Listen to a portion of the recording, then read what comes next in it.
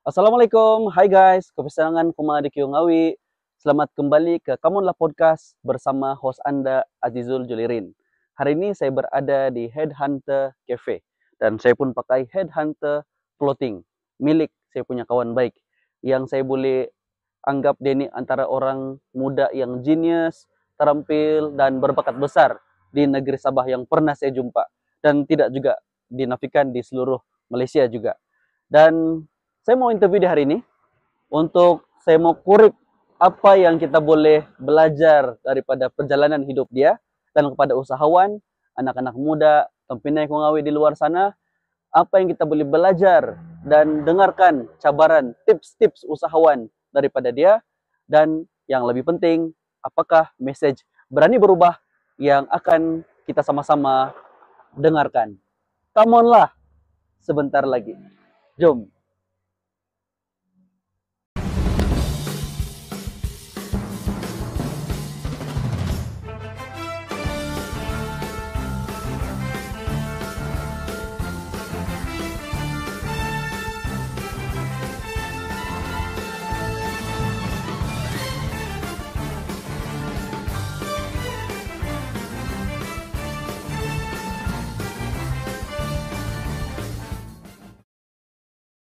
Nah, inilah saya punya kawan yang saya maksudkan tadi itu. Yang saya panggilnya sebagai Brother Ian. Ya, Brother. hai, saya Ian, founder kepada Headhunter Clothing and Headhunter Cafe. Ya, Oke. inilah yang saya bilang tadi tuh. Kawan saya antara yang genius dan berbakat besar yang saya pernah kenal. Oke? Jadi bila kita kenal tuh Ian? Actually, we went way back. Kami kenal dulu waktu, I think 2015 kah? 2015. 2015, waktu itu saya dan Azizul adalah salah satu yang dipilih untuk mewakili Sabah untuk program Superb Teraju. Out of thousand of applications, idea kami adalah salah satu yang terpilih lah untuk mewakili Sabah waktu itu dalam pertandingan Superb Teraju, which is boleh mungkin yang tidak tahu Superb mungkin Superb is satu program daripada kerajaan Malaysia di bawah agensi Teraju. yes. Superb is initial for skim Permulaan Usahawan Bumi Putra. Yes. Tapi dia punya hadiah bukan sedikit tuh kan? Hadiah waktu itu adalah 500,000 ringgit. 500,000 Half million. Ribu. Ya, half million. Oke. So waktu itu saya kalah dengan bergaya lah. Saya pun kalah juga. Tapi kami sampai ke peringkat di waktu itu di Cyberjaya.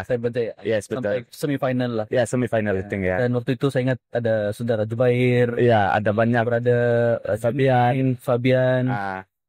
Si Kira, dan seorang kita punya brother yang menang is saudara Sigamad lah, yang panggil Sigamad. Ya, Sigamad. Oke. Oke, jadi itu awal kita berkenalan kan. Itu ya. Jadi waktu itu saya sudah bergraduasi, saya pun sudah bekerja, dan saya 2015 itu sebenarnya titik awal saya dalam dunia keusahawanan, dan saya resign daripada GLC Kerajaan Negeri Sabah. Kemudian saya jumpa Ian, dan antara kami punya peserta semua tuh wakil Sabah, dan saya ingat seluruh Malaysia itu kan. Seluruh Malaysia ya. Malaysia 73 orang peserta. Hanya Ian yang masih belajar. Yes. University. Dan dia waktu itu berumur berapa tahun? Saya pun lupa sudah berapa umur saya waktu itu. Ya. I think lebih kurang begitulah, 22, 21, 21 macam 21. Iya. Dan yang buat saya lebih impressed sama dia waktu itu, dia masih belajar di UiTM Perak. Ya. Kemudian dia sedang di first semester. Ya, dan waktu itu actually saya tangguh pengajian selama setahun untuk buat apps lah. Waktu itu saya buat apps, dan dalam masa yang sama juga saya buat Headhunter Clothing. Itu dia titik awal permulaan. Yes, betul. Jenama itu bermula. Iya, betul. Dan waktu itu dia bukan bertanding Headhunter Clothing. Ya, betul. Dia bertanding apps. Ya, waktu itu saya cipta satu mobile apps lah. Ya. Jadi mobile apps itu pun saya ingat satu yang baru lah, dan satu sangat yang baru. Bahasa itu dia dia sangat inovatif. Untuk apps yang Ian cipta waktu itu dia belum ada lagi dalam pasaran. Ya, betul. Jadi itulah titik awal perkenalan saya kepada Tanah Wago ini. Jadi Ian asal daripada Kampung Kaliangau. Ya, actually saya membesar lama di Sipitang. Oke. Saya membesar lama di Pekan Sipitang, dan saya bersekolah di sana waktu di Sipitang pula saya sempat ada 3 sekolah rendah. oke, which is Chunghwa sampai darjah 4. Lepas tu sepanjang darjah 5 tu saya cuma setahun di SK Padang Berampa. And lepas tu darjah 6 saya pindah ke KK, oke. Dan bila saya pindah ke KK saya masuk Saint Catherine lah. Oke. Sekolah Ya. menengah. Sekolah menengah saya lepas tu saya sambung studi di SM Sains Sabah. Di dekat Bukit Padang, oke. So time tu siapa yang terlebih Smash. Siapa yang terlebih belajar kena antar pi bawah lah yang Bukit Padang tuh. Ya. Cikgu selalu bilang begitulah. Tidak, kami yang cakap. Ya. Ini nasib baik habis sampai tingkatan 5 tidak turun bawah lah. Tidak turun bawah. Sampai. Ya. Tidak. Mungkin saya masuk jadi tenaga pengajar di situ. Oke. Selepas daripada Smash terus ke UiTM. Lepas dari Smash, waktu itu saya rasa saya penat sudah terlampau belajar kan dari budak. Jadi waktu itu offer macam offer Matrix semua itu saya tolak. Offer yang masuk mana-mana tempat study saya tolak dan saya cakap saya mau rehat dulu daripada belajar. And saya pergi cari duit, pergi cari kerja. Tapi time itu saya pergi kerja di Pizza Hut, di kitchen, buat pizza lah dulu. Lepas itu saya sempat kerja di kedai baju, Polo. Dan saat bila sudah membesar jual baju juga pula betul-betul. Ya. Jual baju tuh minat daripada pas SPM pergi cari kerja ataupun memang daripada dulu lagi kah? Actually kan dulu saya memang suka tengok desain-desain baju nih. Tapi dulu memang tiada duit lah. Jadi kita pergi shopping mall, kita tengok yang baju-baju yang mahal-mahal tuh, cuci mata saja. And tiada pula terfikir yang waktu itu one day will start saya punya own clothing line lah. So dia berlaku ya. Dan selepas berapa tahun tuh daripada habis SPM baru sambung belajar di UiTM? Yes, lepas tu saya sambung belajar di UiTM Perak. Saya ambil bidang architecture. And up till hari ini saya masih seorang freelance arsitek lah juga di samping-samping itu buat benda-benda lah. Jadi itulah serba sedikit dia punya perjalanan itu lebih kurang juga lah. Lebih kurang. Perjalanan seorang mungkin orang yang berumur macam kita nih kan, dia punya laluan akademik dia lebih kurang juga. Yes, betul. Tapi yang buatkan Ian nih special, waktu dia masih di sekolah, berarti dia ini dengar-dengar dia ini suka melukis. Yes, betul. Walaupun dia ini student science, tapi dia ini suka melukis. Ya memang saya suka melukis lah dari dulu. Saya rasa because it runs in our family. Di father side saya memang banyak orang yang memang pandai dalam seni lah. Oke, saya punya cousin, saya punya uncle. In fact dalam cousin saya pun ramai betul pandai melukis-lukisnya ya. So di sekolah pun saya memang teruskan dengan minat melukis tuh. And saya rasa kalau tanya yang kawan-kawan di sekolah apa yang kamu ingat pasal saya, mungkin pasal itulah melukis. Dan saya itulah memang suka melukis. Waktu SPM pun orang lain sedang study kan, saya di koridor waktu itu baring bener kena rotan sebab orang lain study saya melukis. Waktu saya macam malas lah study, melukis lah. Ya begitu. Itu yang saya bilang dia ini genius nih. Dia budak sains minat melukis. Ini pun Ian sendiri yang lukis. Yes, ini saya lukis. Nah, ini dia punya kira aspirasi headhunter. Yes, betul. Pengait. Ya. Jadi kalau cakap pasal pengait, kita terus terfikir benda lain. Because di Sabah dulu time kecil-kecil kena kasih takut pasal pengait nih kan. Oh iya. Ya, waktu itu maksud pengait itu lain pula. Dia orang jahat. Tapi headhunter is warrior. Dia berbeza lah. Warrior, betul. Ya, betul. Kalau pengait nih kalau di Sabah, yang pendengar kita ada daripada luar negeri Sabah. Pengait ini dulu dia potong kepala, simpan di bawah jambatan loh kan. Iya, begitulah karena dia punya cerita. Sampai sekarang kami tidak tahu betul tidak tahu. Atau simpan di empangan makmur dia masa itu tengah bikin. Jadi mau potong kepala orang, simpan di sana supaya lebih kukuh kan. Iya, betul. Jadi itu tidak tahu lah betul kan tidak kan. Tapi headhunter adalah satu, dia bukan mitos, dia legenda. Dan ya headhunting punya practice is macam dulu waktu saya di Perak, bila saya cerita pasal headhunting punya practice, some of my lecturers tidak tahu yang benda ni is a real thing. Bagi dorang benda ni adalah mitos. So tidak, di Sabah dan di Sarawak we share one common practice which is headhunting. Okay, kita berkongsi ini amalan memburu kepala ni lah. And kalau tanya kenapa saya start brand saya, nama dia adalah Headhunter Clothing because dari kecil saya sangat suka dengan ini cerita.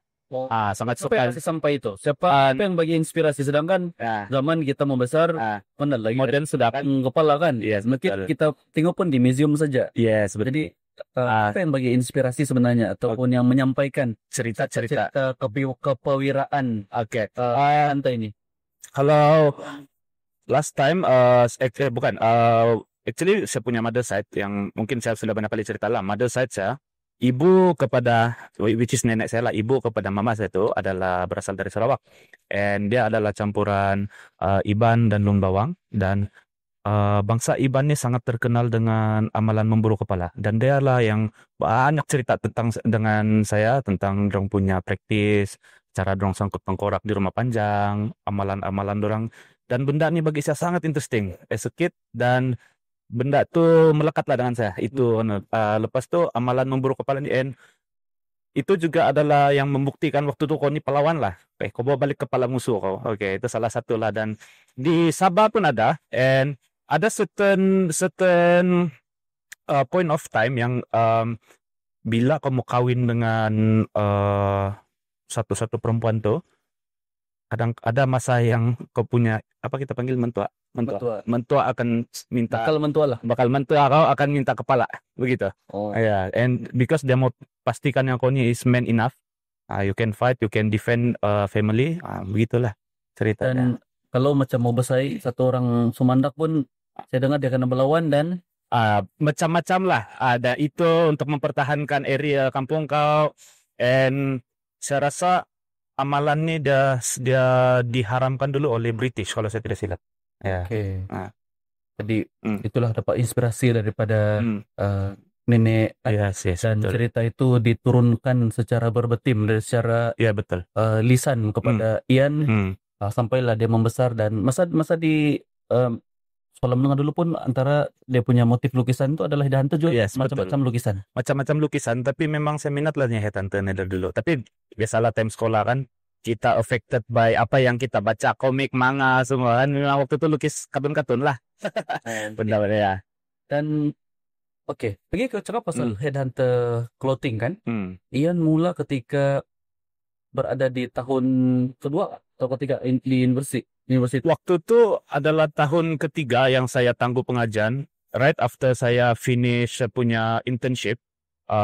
Waktu itu saya intern dengan Ken Yang, which is one of my idols lah kalau arsitek. And waktu kami belajar pun kami akan study pasal Ken Yang, because dia waktu itu adalah bioclimatic architect nomor 1 di dunia. Wow. And I managed to secure internship dengan dia. Tapi waktu saya intern tuh tidak tahu, ada terdetik yang niat yang macam penat nih mau study nih, mau tangguh dulu pengajian. And waktu itu saya sendiri cuti, sendiri approve.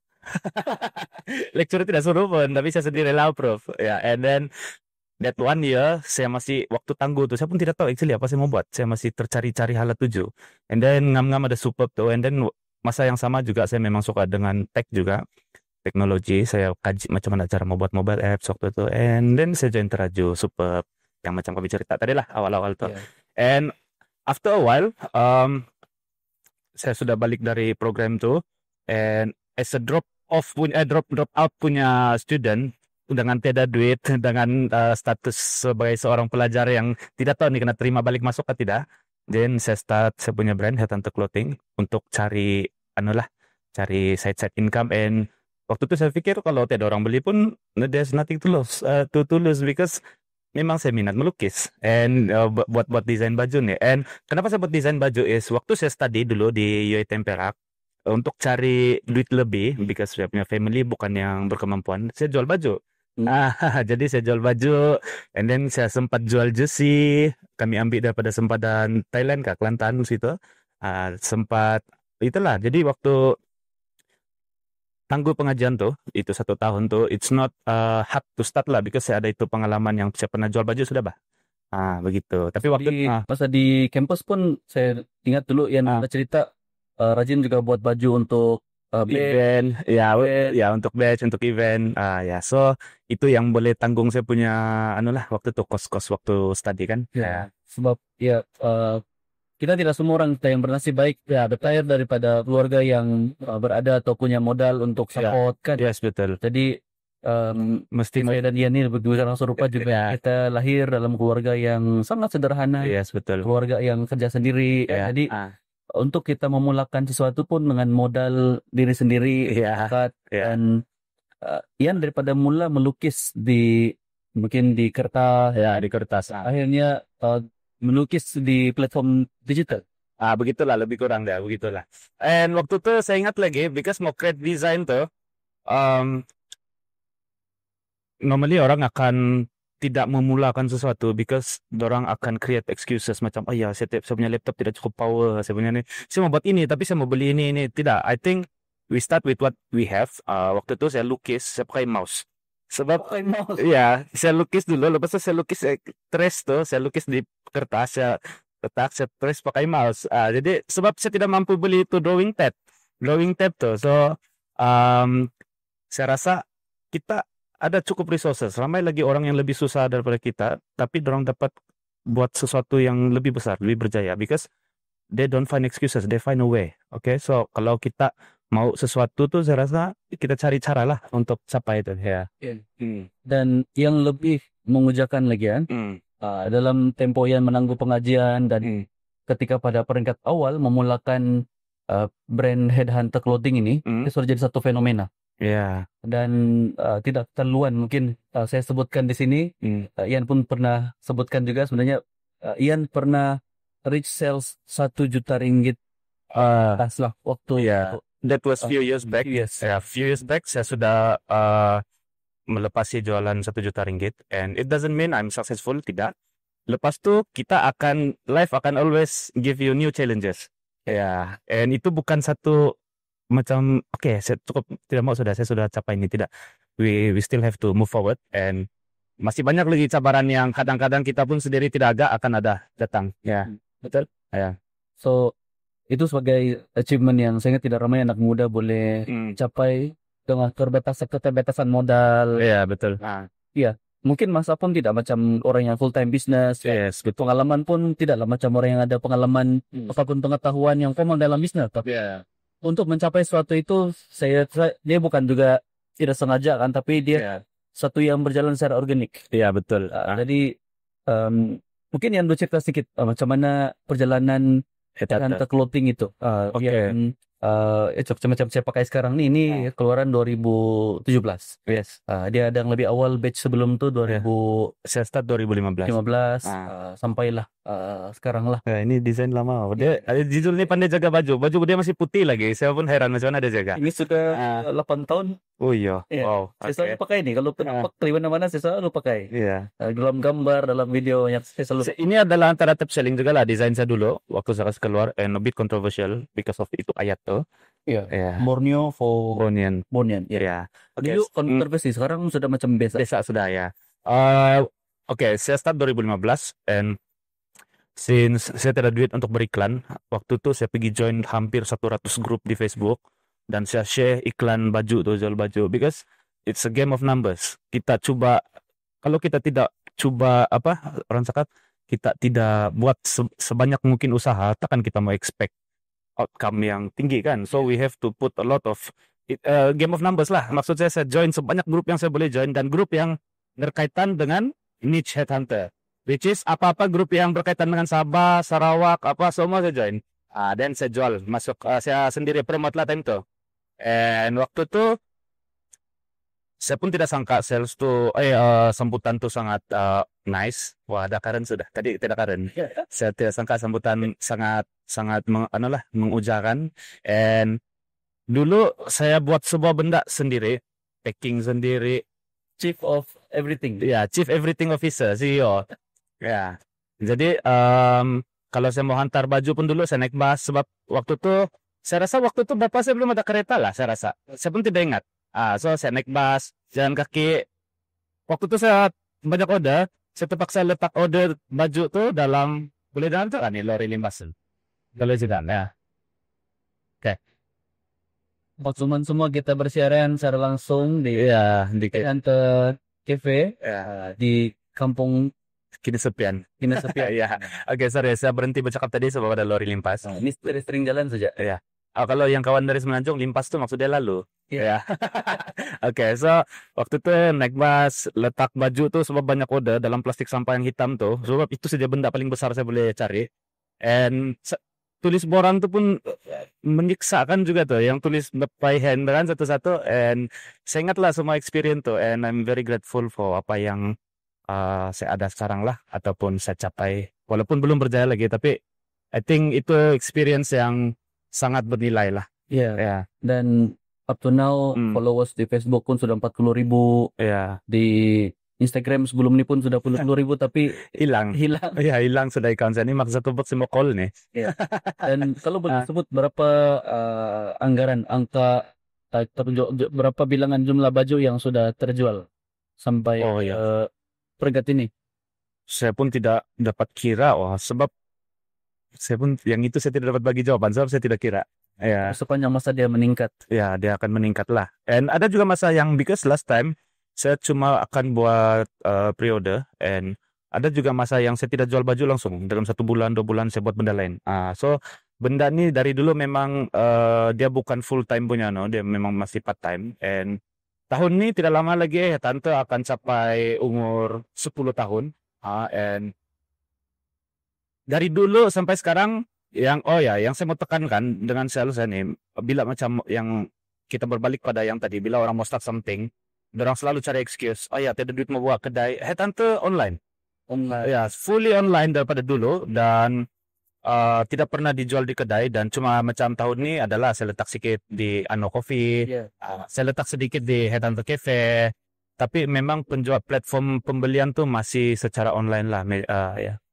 Jadi kalau tengok daripada kalau sekarang mungkin ialah sudah berproduksi, sudah ada modal sedikit, bolehlah hire pekerja semua kan. Yeah. Rumah saya masih belajar, dan selepas tahun-tahun terawal pasti graduate tuh menjual puluhan ribu baju. Macam mana Ian urus sendiri tuh? Waktu itu begini, since saya masih study, saya tidak masa untuk, dan saya begini, selepas saya tangguh 1 tahun, saya start headhunter kan, saya sambung juga study. So saya habiskan 1,5 tahun yang terakhir tuh. Dan waktu study itu, since momentum itu sudah ada, saya tidak stop headhunter. Saya teruskan headhunter sambil belajar, sambil menjual baju. Tetapi saya outsourcekan everything. So waktu itu saya ada baca satu buku, and saya rasa benda ini sangat praktikal. The idea is focus on what you do best, outsource the rest. Maksudnya semua benda yang lain tuh outsource, bagi orang lain yang buat. Jadi waktu itu printing saya outsourcekan, dan postage pun saya outsourcekan juga waktu itu, yang waktu saya study itu. So semua benda tuh saya cuma buat design, and saya cuma buat marketing. Wow. Yes. Jadi itu antara skill yang ada, aku masih dalam pengajian di kampus lagi. Dan pentingkah skill-skill begitu untuk hidup macam sekarang nih, Yan? Saya rasa sangat penting. Ya, because saya rasa benda yang saya rasa kita perlu sentuh is always be resourceful lah. Jangan pikir apa yang kamu tiada, pikir apa yang kamu ada, and based on what you have, apa yang kamu boleh buat berdasarkan apa yang kamu ada tuh. Janganlah pikir saya tidak dapat buat ini saya tiada, tapi apa yang kita ada tuh, saya rasa kita fokus on apa yang kita ada lah. Dan kalau di Semenanjung ada banyak nama besar lah. Baru-baru ini ada, saya dengar podcast nama Mary, founder kepada Bulan Bintang. Bulan Bintang. Dia pun, saya dengar daripada podcast dia pun, dia mula daripada masa di Mas belajar lagi di industri. Kemudian dia mula membantu untuk mengembangkan dia punya bakat tuh. Dia bantu dia punya abang, bantu company-company lain kan. Jadi dia pun mula daripada masih zaman belajar lagi.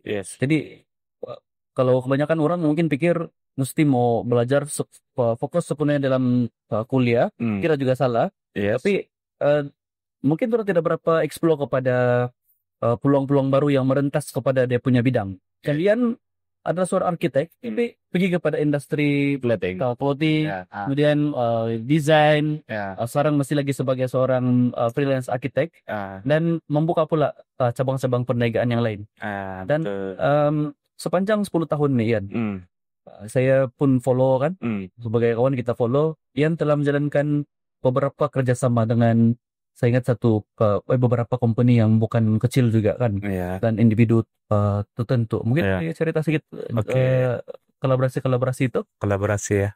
Headhunter Clothing setakat ini kami sudah collab dengan we used to do a collaboration dengan Carino. Carino adalah waktu itu Sabah punya official punya jersey punya brand. Dan kami pernah collab dengan Remax, dan kami pernah collab dengan JNT X Sabah waktu itu, JNT Sabah X Headhunter, and waktu itu banyak branches JNT, ada produk Headhunter X JNT. So that is a very special design yang saya create untuk JNT lah, because they approach me. Dorang nampak sales, bukan sales, sorry, itu frekuensi delivery saya tuh parcel saya macam macam banyak sambutan nih. Kamu tidak mau collab sama kami? So I said yes to JNT. Hari-hari ada saya. Ya.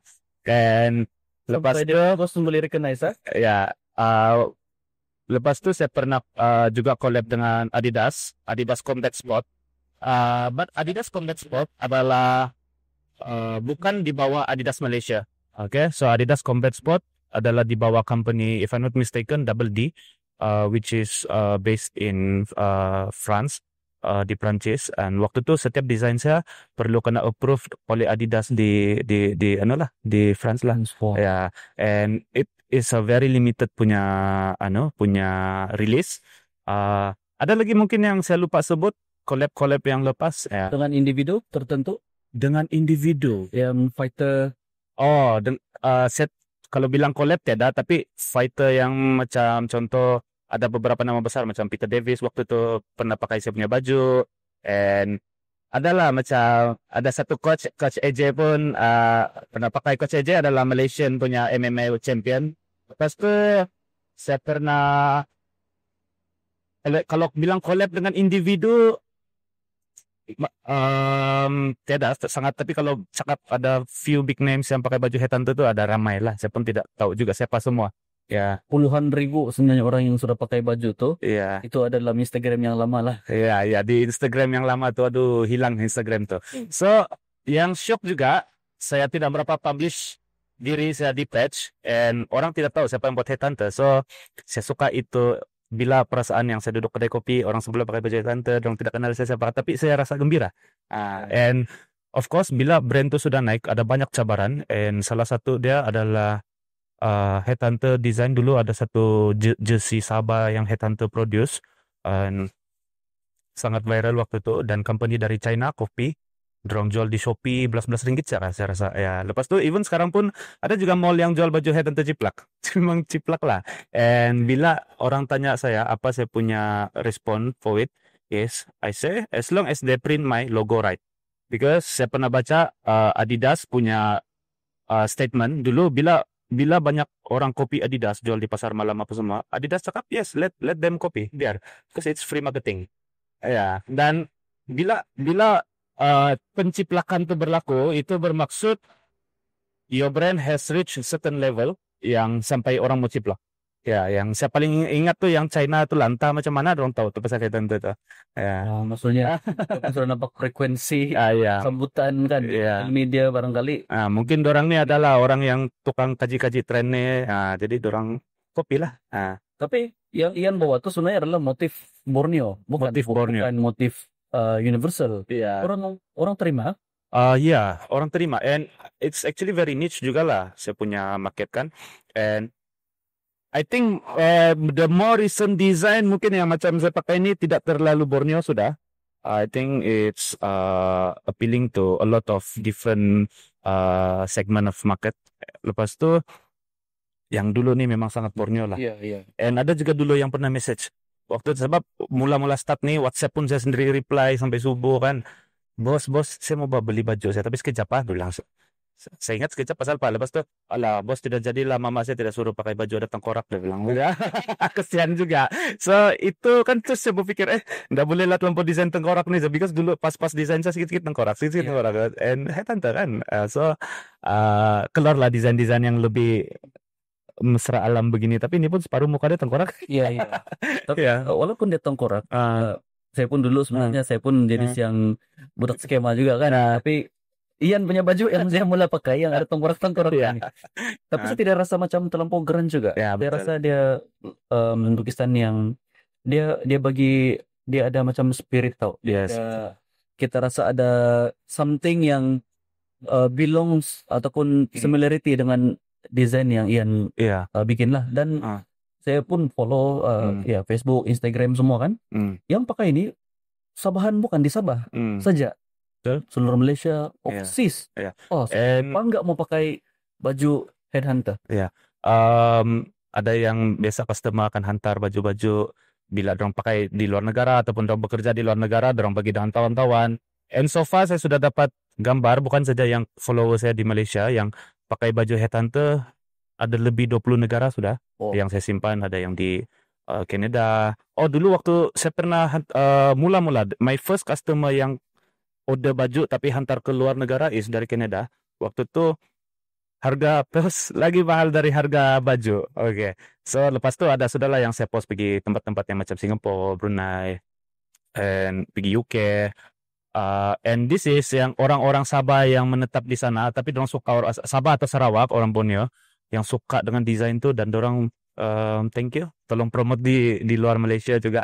Ya. Jadi sebenarnya value yang Ian bagi itu bukan hanya pada cantik dia punya desain atau estetik saja, tapi dia bagi rasa semangat untuk kita kembali kepada asal usul, kepada Vedanta is mau tidak mau sebagai native Sabahan atau Borneo is kita memang berada pada laluan cerita moyang kita yang menyalakan aktiviti headhunting tadi. Headhunting. So I think the headhunter punya spirit tu adalah something yang saya rasa sangat saya admire. Dorang punya sifat kepahlawanan ni. And mungkin in modern time ni we somehow boleh fikir macam mana kita mau ada benda tu lah dalam diri kita kan.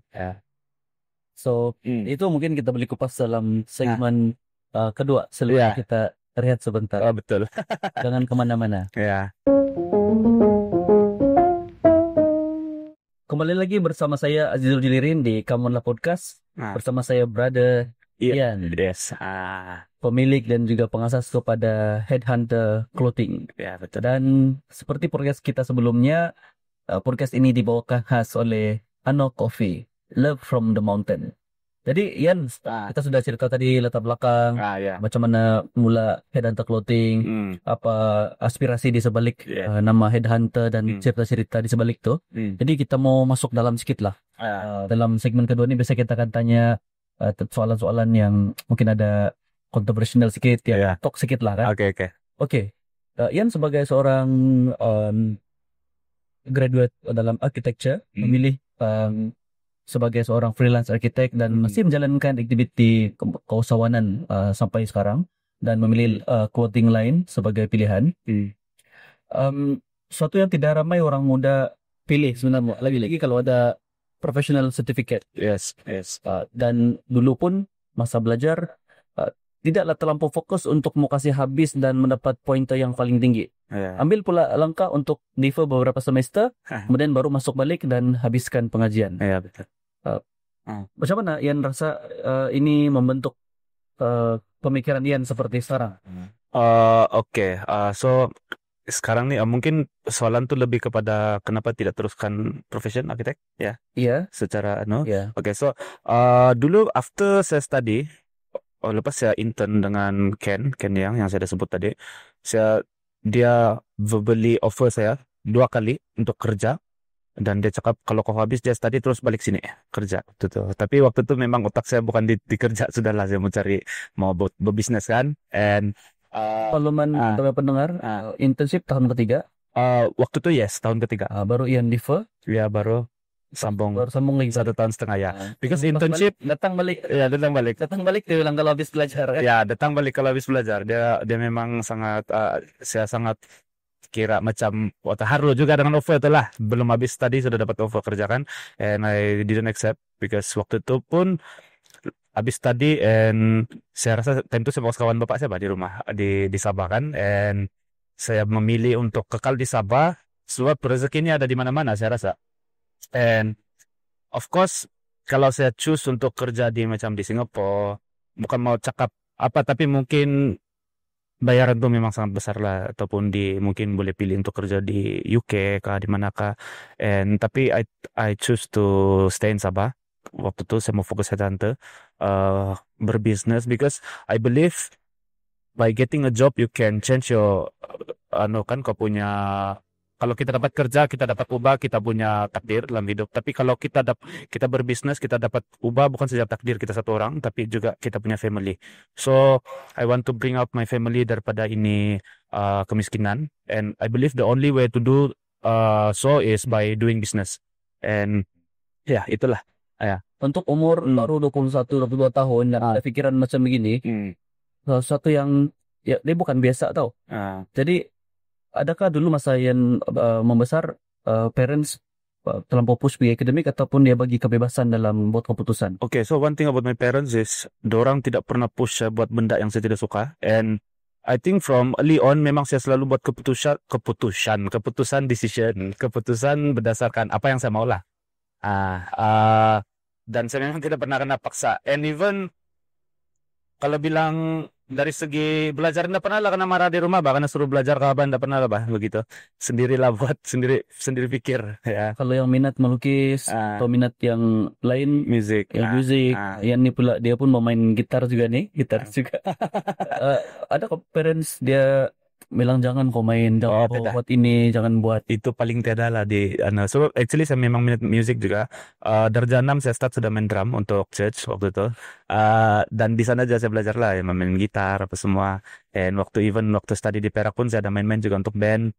Saya pernah main untuk kalau macam untuk istiadat convocation pun saya ada main juga. Jadi waktu itu saya bersamping berbaju Melayu dan bersongkok lah. Iya, minat tuh memang banyak lah minat saya, ya, minat seni, minat musik. Jadi makanya tidak boleh hadkan itu minat dan juga untuk kita explore satu benda tuh hanya kepada satu bidang saja. Yes, betul. Ya. Jadi itu yang membentuk Ian macam sekarang, dan juga support parents. Sangat main peranan. Sangat main peranan. I think my parents are very supportive. Pernah aja saya kena marah dulu bapak saya, kau nih tangguh tadi. Lepas tuh waktu tuh saya mau buat apps kan, dan baju tuh waktu tuh, because kalau kita explain sama parents kita, lihat kau jual baju macam bolehkah sustain. So I think sustainability pun satu benda juga yang kita perlu fikir when we start a business based on trend only. Dapatkah bisnes itu sustain kalau based on trend? So we have to fikir jangka masa panjang juga lah. Jadi iyalah, memulakan suatu bukan mudah, dan untuk tempo 10 tahun dan masih lagi kekal dalam industri, masih ada follow, masih ada peminat, itu lagi sukar untuk dikekalkan lah. And macam yang kamu tahu kita sekarang di Headhunter Cafe, so I wanted to expand Headhunter horizontally, masuk dalam bidang-bidang lain biar nama Headhunter ini dikenali di tempat lain juga lah. So right now adalah mungkin baru 2 minggu Headhunter Cafe beroperasi.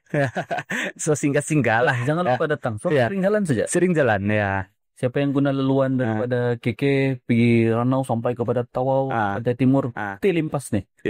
And untuk kawan-kawan di Semenanjung, Siring tuh maksud dia tepi. Iya betul. Oke. Kita mau tanya yang lebih kontroversial sedikit. Oke, tadi udah bagi tahu. Sebenarnya boleh pilih, walaupun as a freelance architect, dia ni selalu datang ke Anong sebelum ni, ataupun di mana-mana ada internet. Tujuan dia bukan ni pun bilang untuk dia ada workspace. Workspace, yes. Jadi boleh datang buat kerja. Lain sangat boleh juga sebenarnya cari kerja di luar negara ataupun freelance jadi nomad kan. Architecture is high value activity yang very high demand, dan negara di mana-mana pun membangun. Saya pun guna servis Ian juga untuk desain pelan macam kan. Tapi masih pilih di sini. Sedangkan kalau di negeri Sabah sekarang kita dapati terlalu banyak isu stabilan, seringkali tidak dapat macam yang anak muda mau bah. Terlampau banyak pergelutan politik, terlampau banyak pergaduhan yang sia-sia. Jadi apa yang boleh bagi pandangan pasal ni? Okay, so when we talk about politik nih kita mesti sentiasa ingat yang orang-orang di peringkat atasan politik, salah satu strategi yang paling berjaya yang dorang sudah amalkan berpuluh bahkan ratusan tahun, beribu tahun sudah diamalkan, adalah konsep pecah dan perintah, divide and conquer.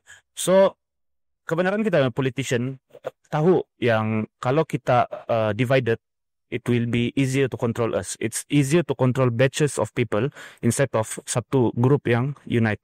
So sekarang nih sikit-sikit isu agama, sikit-sikit isu bangsa. So setiap kali ada isu macam ni, kita mesti fikir who created this, who is behind this. So orang yang ada kepentingan, orang-orang dalam politik yang ada kepentingan. So I think we must be very aware dengan the kind of information yang kita consume, kita mesti sentiasa nilai lah informasi itu datang dari mana. And kita perlu nilai juga informasi ini akan menguntungkan siapa. Okay, so kalau bilang dari segi politik in Sabah, I think saya as a Sabahan, I'm very disappointed dengan how Sabah is a part of Malaysia for 60 over years, and 3 benda asas ni pun belum ada, which is air. Bukan belum ada, belum sempurna, belum terpenuhi, okay, which is air, electricity, and jalan. Okay, kalau mau deny, kita boleh bawa ke orang-orang yang mau deny ni, bawa masuk-masuk kampung, tengok jalan, tengok air yang sudah after 60 plus years of joining Malaysia, air masih pakai air gravity, tiada sambut air, dan ada kampung yang electricity pun tiada. Jadi cakap pasal kekurangan kita, limitation kita di segi infra, walaupun sudah 60 tahun merdeka ni kan, ramai orang menyalahkan Semenanjung, KL. Sebab dia bilang KL tidak bagi peruntukan, tidak bagi kita mungkin rights yang sepatutnya, tapi yang YB ataupun pemimpin yang ada di sana itu orang Sabah juga, tidak punya juga orang Malaya yang jadi YB kita kan. Betul. Jadi di mana bahaya silap ini? Yang YB Sabah tidak bekerja atau Semenanjung yang tidak bagi, atau Kuala Lumpur Federal yang tidak menjalankan tanggung jawab sebagai penjaga kepada negeri Sabah. Oke, ini kontroversial sedikit lah kan. Kita mendengar pandangan orang. Oke, so begini.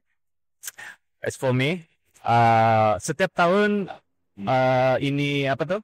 Isu ini akan digunakan sebagai campaign punya isu. Persekutuan curi duit apa semua. Maybe they are right, but maybe cuma apa orang bilang partly right saja. And kita tengok sendiri kita punya pemimpin di Sabah. Adakah dorang buat tanggung jawab yang sudah diberi, amanah yang sudah diberi dengan betul. Dan saya rasa tidak matang untuk menyalahkan satu pihak saja. Kita tengok sendiri pemimpin Sabah tuh, dia dapat kerja atau tidak? So I don't think it's entirely persekutuan punya salah. Mungkin ada certain ada masa yang benda tu betul, tapi dia bukan entirely true. We have to look juga yang minister kita yang Sabah yang pernah di federal, have they done something for Sabahan, adakah mereka cuma buat sesuatu yang akan menguntungkan diri sendiri saja gitu. Saya mau kasih tambah panas sedikit. Sekarang nih sangat kontroversi pasal video kita punya pemimpin menerima jumlah wang ringgit yang direkod secara video, walaupun bilang edit dan tidak, tapi hakikatnya ini adalah satu yang kita sudah rahasia yang sudah orang tahu Sabah ni banyak corruption. Banyak corruption. Jadi macam mana yang rasa politik yang ada pada waktu ini, kalaulah federal mungkin bagi rights kita dalam Malaysian Agreement 63 itu memberi sejumlah pampasan, mungkin sampai saya ada terbaca sampai billion sampai triliun ringgit kan. Adakah boleh trust the current leaders? So I think itu we have to ask Sabahans, adakah kita punya leader yang betul-betul kita boleh trust untuk ada yang cakap mau keluar dari Malaysia lah apalah, tapi do we have capable enough punya leader untuk pimpin kita? Sarawak is different. Sarawak is very different. Sarawak punya political punya scene and situation, dorang sangat bersatu.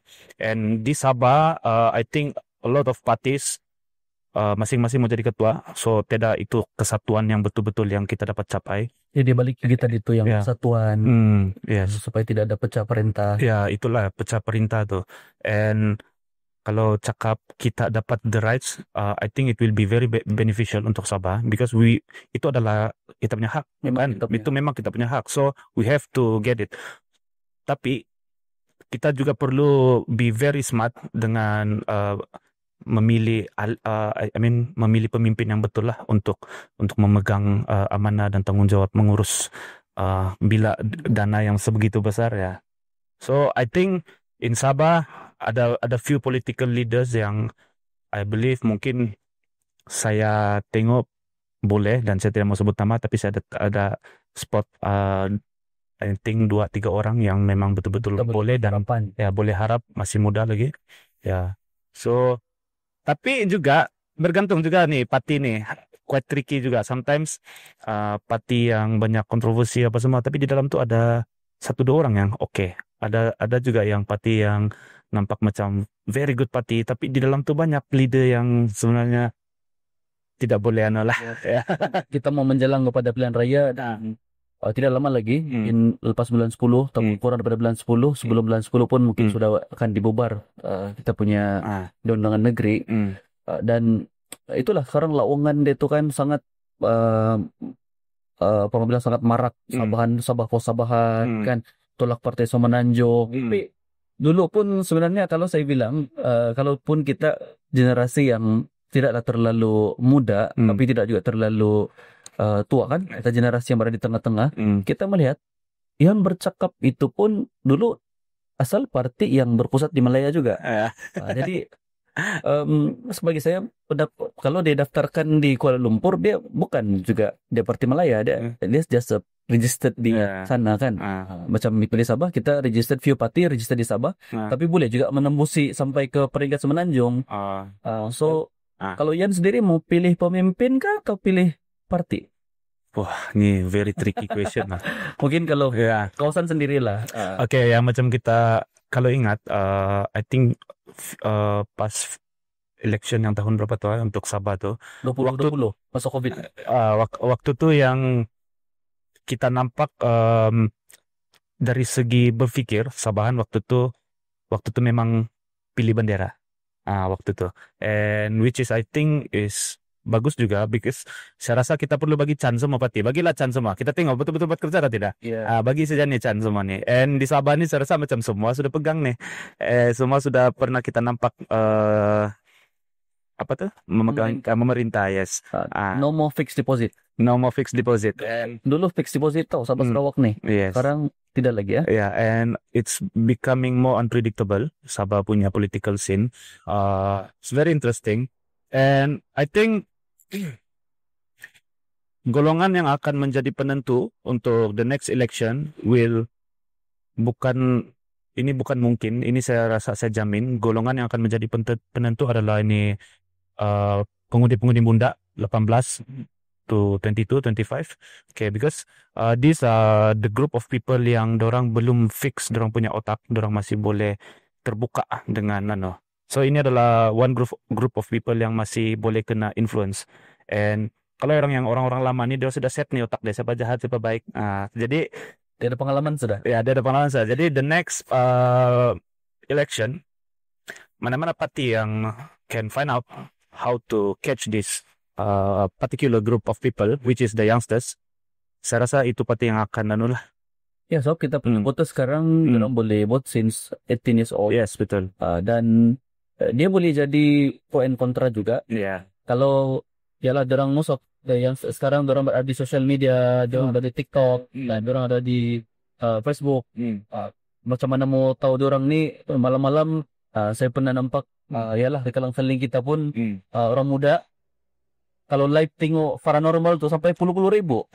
Itulah di sanalah dorang. Yes. Kalau ada live artis ataupun selebriti di TikTok atau di Facebook, dia live cakap mungkin just make up ataupun buat kerja harian pun sampai ribu-ribu. So, this youngsters ada di sana. Yes, youngsters ada di sana. And kalau kita kaji kemenangan, macam contoh lah, we take for example election di US baru-baru ni. Kalau kita kaji kemenangan Trump, Trump pun tahu, I think in a lot of countries, yang penentu adalah the youngsters. Because as I've said before, dorang belum tetapkan dalam otak dorang siapa yang dorang mau pilih. So, ini kita berbalik kepada the art of war, the rule of third. There will always be three groups of people. Orang yang suka kamu, orang yang benci kamu, dan orang yang di atas pagar nih. So, yang kau suka nih, and this applies to business, applies to life, applies to politics. The first group of people, kau buat benda jahat macam mana pun dia tetap akan sokong kamu. Second group, kau buat benda baik macam mana pun dia tetap benci kamu. And the biggest group, the 40% nih, ini adalah grup yang masih orang bilang atas pagar. Dia belum tahu lagi apa decision dia, 50-50. So the youngsters is kebanyakan youngsters, bukan semua, belong to this group. Okay, so kalau kita kaji macam election yang Trump baru-baru ni menang, apa yang Trump buat? Dia pergi podcast dengan siapa tu, Logan Paul. Dia pergi gaming punya competition, tiba-tiba dia muncul. Dia pergi UFC punya event punya competition. Jadi dia pergi tempat-tempat di mana orang muda tu ada. So I think youngsters, be very careful. Kalau tiba-tiba ada political party yang pandai tiba-tiba ada di mana kamu selalu beraktiviti ya. So itu sebagai peluang lah. Peluang. Itu dia. The politician must be opportunist lah. Ya, opportunist lah ya. Dan populis. Ya. So ya, begitulah. Dan ya, senario yang ada sekarang ni kalau kita ambil mungkin inspiration daripada Headhunter kan.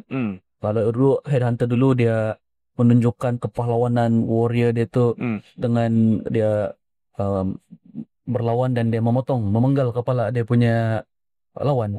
Dia very manly ya. Memang dia betul gentleman lah. Dah puas hati sama saya, ambil kepala. bertetak. Ambil tu sambil kepala dia di rumah kan. Lepas tu itu jadi satu simbol kemegahan, trofi dia. Tapi sekarang sebaliknya pula, mereka ialah kita lihat bahawa senario politik semasa dia bukan bunuh orang secara physically, tapi dia bunuh karakter. Yes. Macam bila kita cakap pasal bunuh karakter, I think benda yang paling penting dalam kita lah kan is awareness. Kita mesti sentiasa aware. Kita berbalik dengan information yang kita dapat. Kita mesti sentiasa judge every information before kita mesti bukan judge, kita mesti analyze setiap information yang kita terima. Kita tidak boleh terima bulat-bulat. And bila cakap pasal bunuh karakter, orang yang tidak karakter ni lah yang paling senang kena target, paling senang dipancing. Okay, so I think you must stand for something lah. Okay. Okay, jadi sebagai orang muda lah Yan, yang buat bisnes, as a professional juga, dan kita akan jadi voters, kita akan jadi pengikut juga. Mungkin barangkali kita juga akan jadi pemimpin lah. Ataupun secara keseluruhan kita adalah warga negeri Sabah yang bakal menjadi pelapis kepada masa depan Sabah. Apa you punya aspiration ataupun hasrat lah untuk this coming election? I hope saya rasa untuk menilai ahli politik yang betul-betul baik adalah kita ada satu group of politician yang setiap kali dorang berkumpul, dorang akan fikir macam mana menang campaign. Tapi ada juga ahli politik yang which is very trustworthy, dorang akan berfikir macam mana kita mau tolong orang. So my inspiration is hopefully this coming election kita bukan setakat dapat politician yang pikir cara memenang campaign aja. Kita harap kita akan dapat the real politician, because politician used to be a very respectable punya position career. Waktu saya masih ingat lagi waktu saya budak-budak. Tapi sekarang dia akan dikaitkan dengan macam-macam benda yang tapi this is very subjective juga. And saya harap for this coming election kita ada pemimpin yang betul-betul fikir untuk for the people lah, instead of just mau menang untuk saja ya. Dan sebagai anak muda juga, ya kita mengharapkan juga ada orang muda yang tampil dan menjadi leaders among the political leaders yang ada sekarang. Mungkin ada harapan kepada anak muda barangkali yang mau menceburi bidang politik. Yang kalau mau bagi nasihat dalam politik saya pun tidak dapat bagi. I'm not in the position. Saya cuma ada harapan lah. Saya harap lebih banyak orang muda tampil. Orang lama ada pengalaman, tapi orang muda ada idea. And we need idea in order to develop Sabah. Sabah should be lebih maju daripada apa yang kita ada. We have a lot of resources here. Kita ada a lot of talents, tapi talents ni belum keluar. And I think apa yang boleh memajukan negeri kita ni adalah dengan idea. Okay, so idea tidak semestinya baru. We can emulate. We can kita mungkin boleh, walaupun kita cuma negeri, kita boleh anggap Sabah ni sebagai satu negara, tengok dengan negara-negara maju, Japan, whatever. Kita tengok apa yang dorang buat, yang mungkin kita boleh copy, bawa masuk sini. Okay.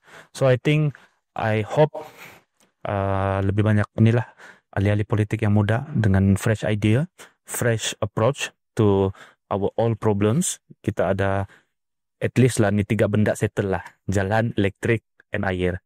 Yeah. Hope kita ada masalah pengangguran juga yang tinggi. Yeah. Kita tidak dapat memberikan peluang pekerjaan yang tinggi. Yes, betul. Tapi pada masa yang sama kita ada resources. Alam semula jadi kita ada talent yang kalau tidak dimanfaatkan sebaiknya kita terlepas atau kita mungkin sia-siakan. Yeah. So, Ian, kita sudah cukup bincangkan tentang senario semasa politik. Sebenarnya ada banyak kita boleh cakap, belum diulas, tapi dia tidak akan habis lah. Tidak akan habis. Tapi we need more young people to voice out ke depan dan gunakan apa cara yang ada dalam Malaysia ini untuk kita suarakan kita punya isi hati as long as masih dalam lunas undang-undang kan. Janganlah buat kerosakan. Kalau just mungkin demonstration saya rasa tidak masalah. Demo is something yang berada dalam ruang lingkup undang-undang, tapi janganlah merosakkan harta benda kan, buat ekstremism dan yang boleh membahayakan diri sendiri lah. I think in order to be yang rakyat mesti sedar is people is actually the yang orang bilang kita bukan serve politician should serve the people. Okay, so macam yang saya cakap tadi, benda yang paling penting is unity.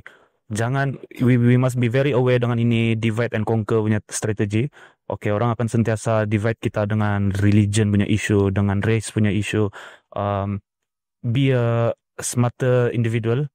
Benda-benda ni semua adalah dorang create untuk pecah belahkan kita, because kalau kita pecah belah, kita tidak bersatu, it's very easy to control us as a rakyat. So rakyat kalau bersatu, we can demand our ruling government untuk buat benda yang kita mau, and that's how it's supposed to be. Okay, the people should tell the government what they should do. Dan headhunter juga satu simbol penyatuan. Sebab dia diterima oleh semua orang, bukan hanya Sabah, Sarawak, sudah pasti itu menerima. Tapi dia jadi satu simbol kepada Sabahan yang berada di luar daripada Borneo, yang di luar daripada negeri Sabah. Dan Apakah Ian merasakan itu? Saya gembira juga lah pasal itu. Dan itu meretas parti, meretas agama. Meretas parti, meretas agama. Actually kan kita perlu sedar, politician selalu create issue by focusing on our differences. Dia akan fokus apa beza di antara ni rakyat ni, apa perbezaan dorang yang boleh digunakan sebagai satu isu. Tapi I think we must focus more on our similarity, because tidak kisah apa bangsa, apa agama kita ada persamaan. Dan salah satu persamaan terbesar adalah we are Sabahan lah. And as Sabahan, I think kita rakyat mesti mau bersatu sedikit lah. Lebih bersatu lah daripada yang sebelum-sebelum ini. Sebab kita percaya dengan bersatu kita boleh mencapai kepada kegemilangan yang lebih baik daripada sekarang. Bukan bersatu semata-mata untuk menunjukkan kenegerian semata-mata, tapi bersatu untuk memajukan negeri kita, mengupayakan segala bakat dan skill yang ada. Macam Ian, dia pandai melukis, dia sebagai orang ada profession sebagai arkitek, jadi ditumpahkan kepada negeri Sabah. Juga dalam buat bisnes yang ada sekarang juga memberikan contribution semula kepada ekonomi, biar itu senda pusing-pusing dalam negeri. Betul. Okay, Ian, cakap pasal headhunter balik lah, headhunter voting balik kan. Headhunter brand ni, gimana Ian nampak ni headhunter untuk 5 atau 10 tahun ke depan, ataupun is there any plan ke depan yang mesti mau dicapai? Of course saya ada plan, dan saya rasa start daripada tahun ini saya akan keep the plan to myself. Saya tidak mau sudah bagi tahu, nanti tidak jadi. Kali mungkin ada orang potong jalan masih kainan tadi itu kan, tinggi kopi. So of course saya harap dia akan jadi lebih besar lah, and lebih berjaya, and and of course for Headhunter Cafe pun mana tahu boleh expand kan. Satu jenama yang bagus berkonsep. Kalau rakan-rakan boleh datang sini, nanti kita share juga dalam video ni kan.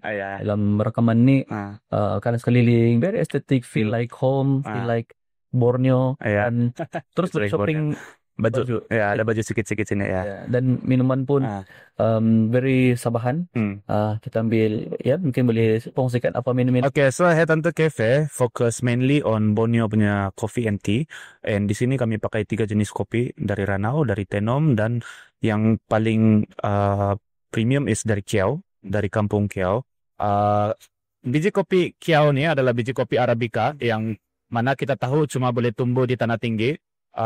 Dan penduduk Kiau sendiri yang tanam, dorang sedang usahakan sekarang. So it's a way of supporting ini bisnis lah. Dan di sana pun ada dorang tanam. Kalau kamu datang kafe, kamu keluar di situ ada penanaman kopi. Dia punya bibit kah panggil? Bibit situ nanti dorang besar sudah dorang kasih pindah lah pergi tanah dorang di kampung. Ya. So it's kind of social entrepreneurship juga. They Yes. contribute back to Yes. society kan, Yeah. the community setempat. Yeah. Jadi tuh dia tidak orang tengah. Terus daripada orang, Ian beli dan orang sudah proses lah. Ya, tuh. Tinggal sana sudah ya. Satu yang rekan-rekan pendengar wajib coba. Ya, wajib coba. Siapa mau bagi jejak apa salah? Sekarang ini puasa. Kita rekam sekarang dulu. Kita rekam sore-sore. Ada pintu belakang untuk kitchen nak? Tidak. Plastik hitam. Oke. Jadi saya ingat kita sudah sampai kepada penghujung sesi podcast kita. Kita ucapkan terima kasih kepada Ian bagi kita masa, bagi kita ke lapangan.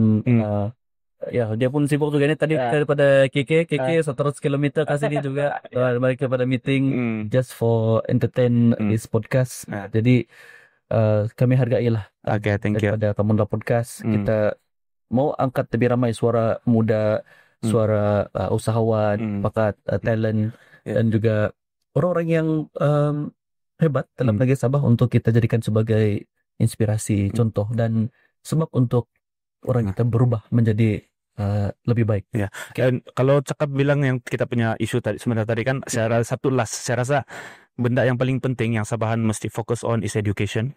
Because education adalah satu benda yang tidak boleh diambil daripada anda. Okay? Kalau government bagi kita satu orang, mungkin satu family 50,000, 100,000, benda tu boleh habis. Tapi education dia tidak boleh diambil daripada kita, and this is the only way out untuk kita bawa keluar kita punya family ke apa-apa situation. Education is very important, and it doesn't mean academically saja. Kita perlu pandai dalam banyak benda lah. So educate yourself, be smart enough, and dengan adanya rakyat yang smart, tidak mudahlah dorang dikawal. Ya. Gitu. Dan boleh melakukan dan boleh menentukan keputusan sendiri. Yes. So you are aware of your decision. So mesti itulah aware lagi lah satu.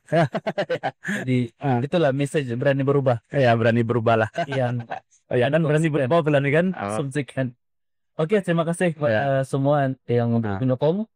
Terus like, share, subscribe. YouTube kita ada Facebook, kita ada TikTok, kita ada Spotify. Jadi kita mau lebih ramai orang dengar kita punya kefungsian seperti ini dan support Kamunla Podcast di pelbagai platform macam yang saya bilang tadi itu. Dan mudah-mudahan message terangnya berubah itu akan tersebar seluruh negeri Sabah. Sampaikan kita mampu untuk menentukan masa depan di kaki kita sendiri. Yes. Jadi, terima kasih sekali lagi. Sampai jumpa di episode yang akan datang bersama individu sokong dan berpengaruh. Selamat berpuasa dan selamat hari raya awal. Selamat awal.